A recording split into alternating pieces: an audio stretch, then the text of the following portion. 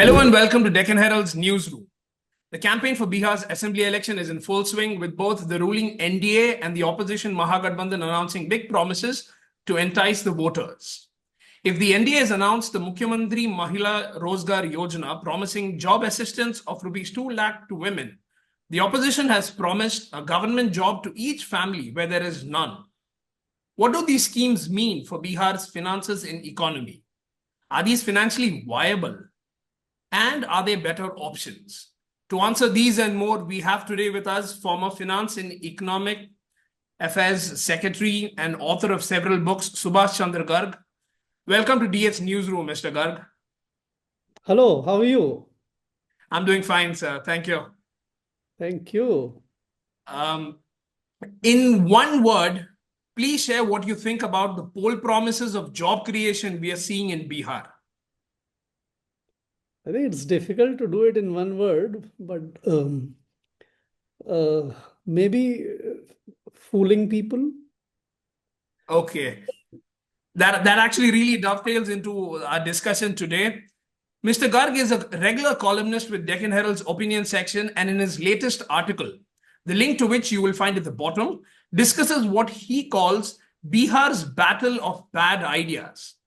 That's a rather strong statement, Mr. Garg. What prompted you to say so? See, jobs or employment creation has become a politician's way to bribe or to sort of reach out people. And in that, they come up with all kinds of ideas. The two main combinations there have come up with two major big schemes costing millions of dollars or crores of rupees, so to say, and both of them actually don't add up to any jobs creations. People are not going to get anything real in terms of jobs. That is why I thought I must write about these two big promises being made, whether they mean anything to people or it's a short-term stratagem to sort of somehow get the votes from the people. I'm quoting from your article, Mr. Garg. You say the Mukhyamantri Mahila Rozgar Yojana is a plain and simple device to bribe women voters. The MMRY's funding mechanism has been deliberately left vague. You also make a calculation and you say that if this has to be implemented the way it has been promised, it would cost 2.5 to 3 lakh crore. Bihar's annual budget is about 3 lakh crore. You also say that this Yojana will bankrupt Bihar. Now, my question is, don't you think that the NDA would make a promise which it can fulfill, especially if it were to retain power? See, there are three aspects of it, I think, which we must keep in mind. Number one, does anyone get a rozgar, which is what the promise is, that they will be able to start some new business or some new self-employment kind of thing? Is there anyone who will start it? I quote in the article that there are 1.35 crore women already under the NLRM schemes, and they are being assisted by banks, and they have started some sort of business or the otherwise for them already. Now, if we can find that, is there anyone other than, because this NLRM is working there for last 15, 20 years and has done very well in Bihar, and almost everyone amongst women who is employable is already there. So does this scheme bring anyone additional? And that is where, if you don't find that any additional employment or women is getting employment or starting a business, then that means it's not as employment creating scheme. Second, the idea about if you end up, if you provide 2 lakhs, that I don't think is a serious promise, because that doesn't seem to be a serious intention. But if you were to provide this 2 lakh rupees per women, then for about 1.21 crores who have already been registered, and this number will get to somewhere 1.5 crore definitely, then that costs you about 3 lakh crore rupees, which is about the entire budget. Now, even if you spread it over 2 or 3 years, that means it's such a substantial amount that if you were to deliver this, this is going to sort of bankrupt. The state doesn't have that kind of resource. Uh, Third, if you look at it, that if there is actually no real intention to provide these 2 lakh rupees to them, and the real objective is to just provide this 10,000 immediate payment, that all right, before the vote is cast, you take 10,000 rupees. Now that may not cost you that much money, right? But that is then not what your promise is all about. So looking from every point of view, it's no job creation. If you implement it, then you bankrupt the state. If you don't implement it, only end up giving 10,000 rupees, then you're bribing the voters. Okay, that was about the ruling NDA's promise. About the opposition's one, you refer to the opposition's poll promise of jobs as, and I'm quoting you, nothing but a cheap trick to hoodwink Biharis into voting for him. Close quote. Him over here is referring to Tejashwi Yadav, the leader of the RJD.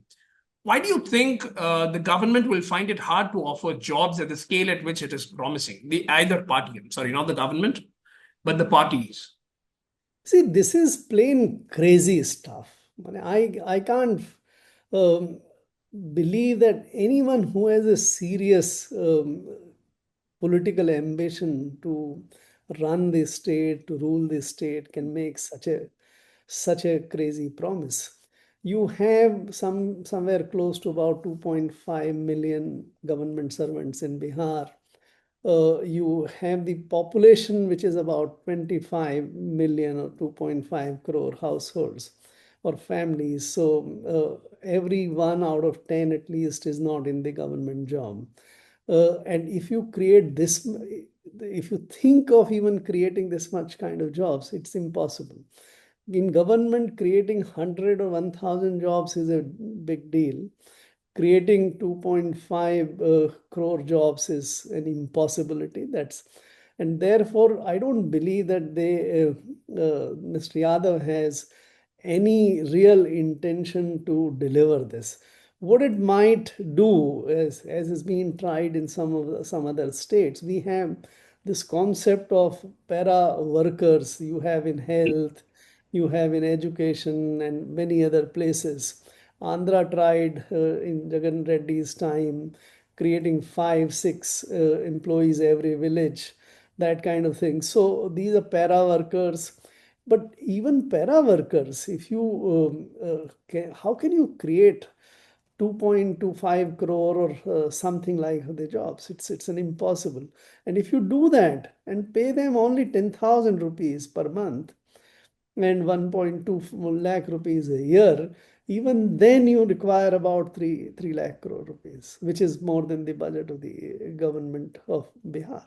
So again, an impossible thing to do.